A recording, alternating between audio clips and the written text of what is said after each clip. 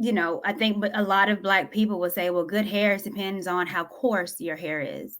If Yeah, it's some people think more that straight, looser, yeah. the mixed girl look, the Tracy Ellis Ross, which is, well, she got good natural hair, or the Tia and Tamara's, that's the good curl pattern to have. But if you see, a Lapita, or I don't know, name somebody Right. else, There's hardly, right. Hardly they're disconnect. beautiful, but you Yeah. wouldn't say, oh, she got a good grade of hair.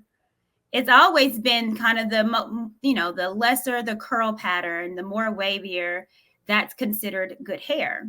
Mm-hmm. Um, I kind of have my theory on where that started, but what do you think that is? Do you still think yourself, or have you reprogrammed your mind to say, no, our hair is good regardless of the texture? Oh, I think I love any natural textured black hair.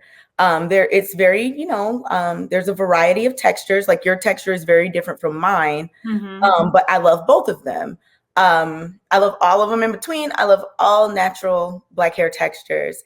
And I really don't like when people say good hair, because you and I both know the type of hair that many people are talking about when they say that terminology. So for me, healthy hair is good hair. Like any hair texture that you have that take care of, that's good hair. Any healthy hair. Yeah. So, And I I know where it comes from, Courtney. The whole good hair thing. well, yeah. And for me, it's the whole good hair. Well, let's look at it back. And this is not to play the victim Olympics, but where Yeah. did it start? Give that Now, disclaimer. I hate, but we have Give to the look back disclaimer. and it's not victim Olympics. It is what it is. So, when we came over here to Africa, we had all, mind you, we came from different tribes, and our hair was colored back then. They used kind of like a clay to make it a really pretty red. They had wasn't extensions, but they did things to make it longer. The hair shows still kind of look reminiscent of how Africans used to wear their hair back in the day pre-slavery.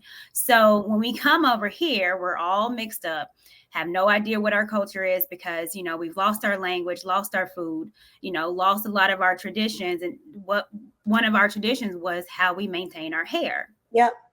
So when slave owners came having sex with us, having mixed babies, they got treated better. Yep. Now, mind you, they got treated better because they were the fathers were the slave owners, but again, they were lighter. Their hair was less coarse. And so that in essence made it where, well, now this is what Black women need to look like biracial women. And if you didn't have those light skin, long hair attributes, still currently now, you're not looked or deemed as beautiful. Yeah, that's a deeply ingrained thing in a lot of people.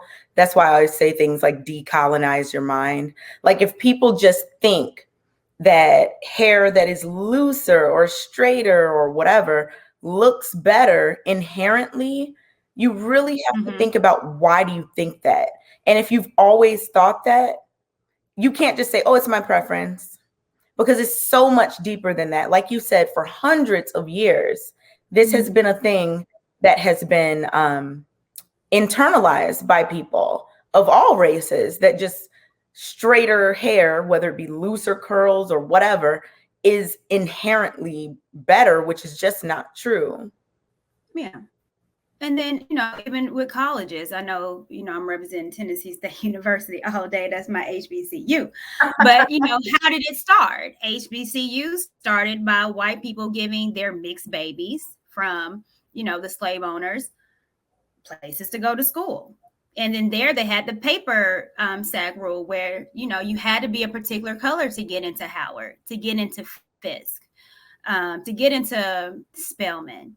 Your hair mattered. And even look at our sororities and fraternities. If you look at an AKA compared to, let's say, a Zeta, it's, historically has been different. I think I was talking to TJ the other day, she's a proud DST.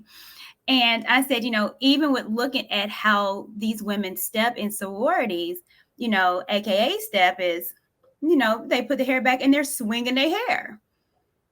And Neltas are a little bit more, formal, and they step in like the cues. And so, it's ingrained even in, the Divine Nine. One of my favorite movies.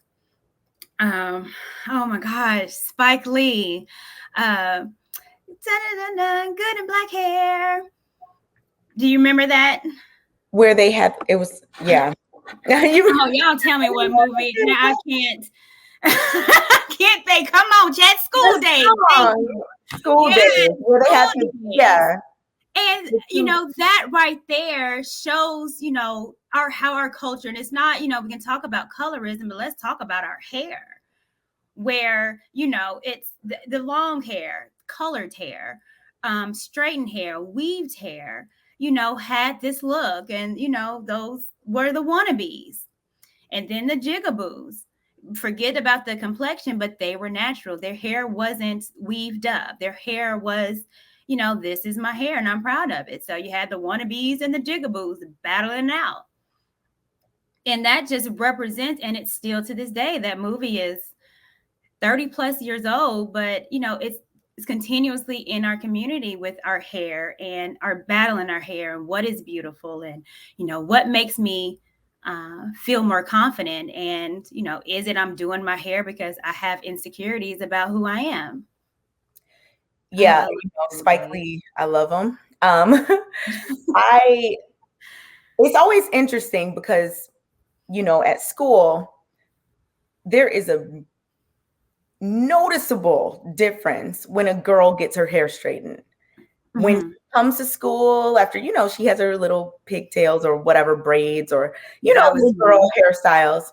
And like maybe it's picture day or something and they got that hair straightened. Mm-hmm. It's a noticeable difference. Mm-hmm. The amount of compliments they get, even adults, children, everybody compliments that hair more. They feel so confident. They're all day like doing all this. And these are little children. Mm-hmm. So, of course, I will always love for a kid to be confident, mm-hmm. But it's just when I think about it, I'm like, we really gotta, uplift natural black hair more because mm-hmm. for a little kid, to have a change in attitude, a change in confidence based solely on whether or not their hair is straight, to me, speaks to just a bigger issue in our community that needs to be addressed fully by everyone. Yeah. And I agree, because I was one of those. Now, me and my mother.